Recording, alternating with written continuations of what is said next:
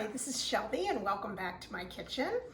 Today's video, we're going to be discussing once again FOF, fear of fish, because it seemed like last time a lot of people said, hey, that's me. I don't know what to do with fish in my home kitchen. I also had a request to do a few other types of fish. So today we're going to be doing a cod and we're also going to be doing a steak fish. So the first thing I'm going to do is start off with the cod. And we're going to be using Atlantic cod. This is pretty readily available. You can buy it fresh as I did or frozen. If you do buy the fish frozen, please make sure that it has thawed properly before we do this recipe. You want to keep it in the refrigerator on a plate. Put it in there about 24 hours before you're ready to use it. Please don't try to thaw your fish room temperature on the counter. That's a recipe for food poisoning. We don't want to go there. We have enough issues right at the moment. So we're going to start off, like I said, with one piece. There's no skin on it, no bones. This is, without a doubt, a quick and easy recipe, another one that you don't even have to write down. We're going to start off with some mayo. And I'm not even going to give you amount. I'm going to say put in a glob. I would say this looks like amount for one piece, and of course you can multiply this for more. As you see, I'm using Duke's, but of course Hellmann's. I do recommend a full fat mayonnaise for this recipe. If you say, oh, I don't use full fat mayonnaise, then I'll let you use the low fat, but this is a little bit more luxurious for this recipe. We're going to put in a little bit of our Dijon mustard, and I'm just going to show you the ratio. So this way you look at it, you see it. So you see it's a lot more mayo to maybe a quarter's worth of the Dijon. I'm going to add some chopped parsley, and that was about a tablespoon of chopped parsley. Give this a quick stir. You have a nice Dijonaise. Please don't add salt to this. It'll just be way too salty. You've got enough salt content in the mayo and in the Dijon. Maybe a little sprinkle of pepper.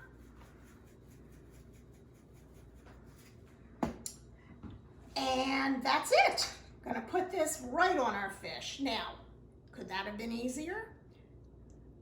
When my oldest daughter was a little girl, she used to love this recipe. She always used to ask for the yummy fish. So it is kid-proof. Instead of making a hollandaise, which involves a little bit of work, which we're obviously not in the mood for right now, this is going to be lovely. We're going to move the fish onto a foil-covered baking sheet. I do have a little bit of a cooking spray on here, and believe it or not, folks, this is it. We're going to put this in a 350 oven for about 20 minutes, and then I would move it under the broiler for about 2 minutes, and you're going to get a nice golden brown. And of course, you know what's coming next. I have one already for you. Let's take it out. And here we go. Nice brown, a little crust on top. It's really delicious. For something that is so simple, it tastes way beyond your expectations on this. I think I would serve it maybe with some nice roasted potatoes, throw in a little bit of red pepper and onion, good hit of paprika on that, and some roasted asparagus. We're coming into spring, asparagus will be plentiful, the color will look terrific, and there's something about a cod with asparagus that just seems to work. So that's our first dish. Our second one is almost just as easy.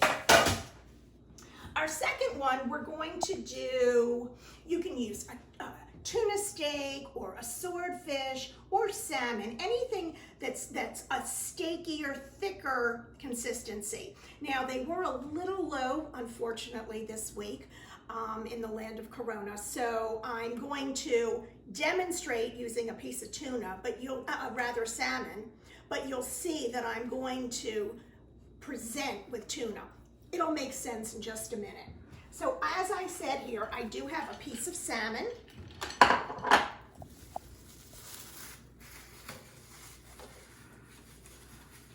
I think I suggest you, before we put it in the marinade, we're just going to poke a few holes in it so the marinade can just absorb into the skin and the flesh. There we go. This is one of my favorite marinades. We're going to start off with a Ziploc baggie, so we know cleaning involved. I've got a piece of orange, there's some lemon, there's a little bit of rosemary. I'm going to put my piece of fish right in along with it. And to that, I'm going to add this Goya Mojo Criollo. I apologize, I'm probably butchering the way it's pronounced. High school Spanish, it's been a long time ago. You can find this in the Latin and Mexican aisle in most supermarkets. Give it a good shake. What I like about this is that it is not a heavily salted product. It does have a citrus base to it. And it's also very, very reasonably priced. Let's just pour some in. A little more.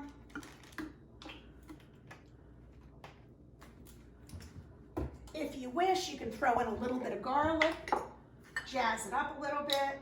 Not too much, just a little bit to wake it up. And I think we're gonna salt and pepper the fish before we cook it.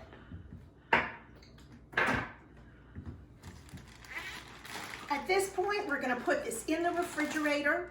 Please don't leave it out. It's going to sit in the refrigerator about 20 minutes, no more. If it sits too long, the fish will actually start to cook in the acid from here. And we're not going for ceviche here, that is not the point. So 20 minutes, we're gonna put it in our fridge.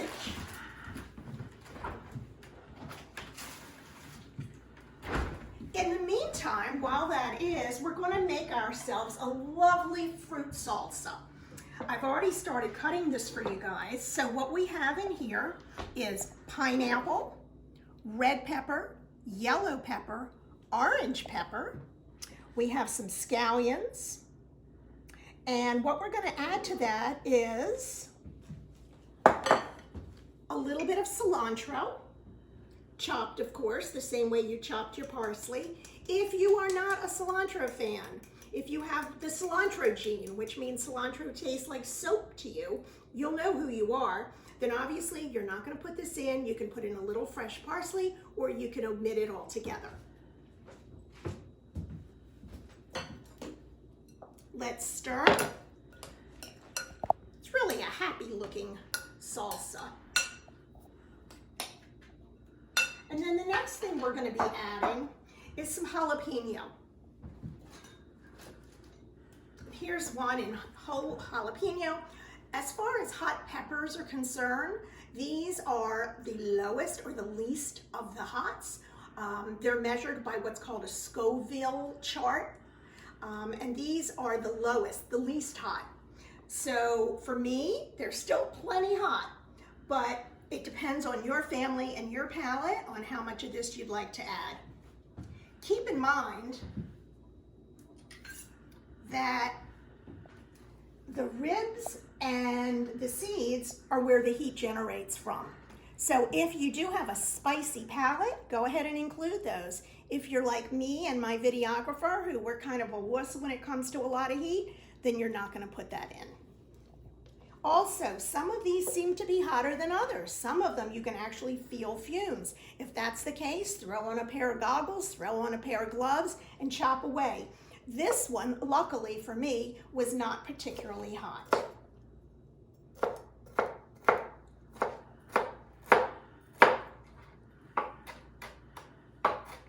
Sometimes just chopping like this, you feel the fumes near your face. This way, is not hot. As you see when I'm chopping, by the way, I hold my knife close to the blade, like you're choking up on a baseball bat. You have more support that way. I also, with this hand, use it for leverage, point my fingers up a little bit just to get them out of the way of the blade. Okay, let's add this along.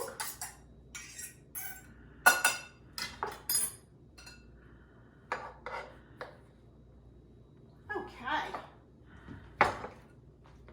I want to add just a teeny bit of salt. Once again, that just sort of wakes it up a little bit. That's plenty. If you so choose, you can leave it simple. You could add in a little bit of chili powder or a little bit of cumin, depending on what you'd like to do with it. I like adding just a little bit of oil. If you're on a diet where you're not including oil, then obviously you're going to leave it out. Give it a stir. This is a good one. It's pretty, it's healthy, it's light, and it's just sort of picnicky. Alrighty. So now our fish is ready. So what we're going to present is a nice charred piece of our tuna. Just so that you know, fish should be cooked to 145 degrees. If you don't own a kitchen thermometer, you really should have one. You should learn to cook by temperature and not time. You'll have better results. Now, 145 degrees is rather well done for fish, so it's up to you. If you like it very, very pink in the middle, obviously, don't cook it that high, but know that there is somewhat of a little bit of a risk. This one today was cooked at 145. So let's just dish this out a little bit. This is gonna be so good.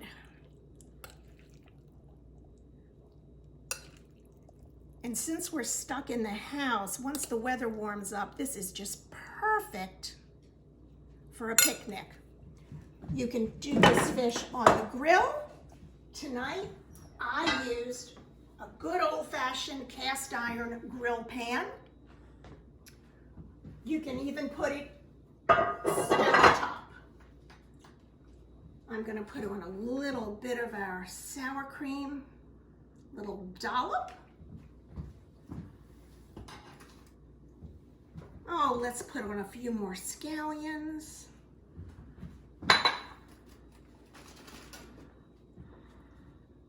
We'll put on a little bit of lime juice, both on the salsa and the fish.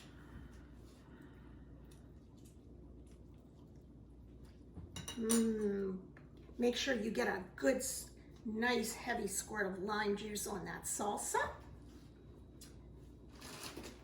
And then I want a little bit of crunch to this. So we had carrots in the refrigerator. You could also use some cabbage, sliced bagged cabbage would be nice.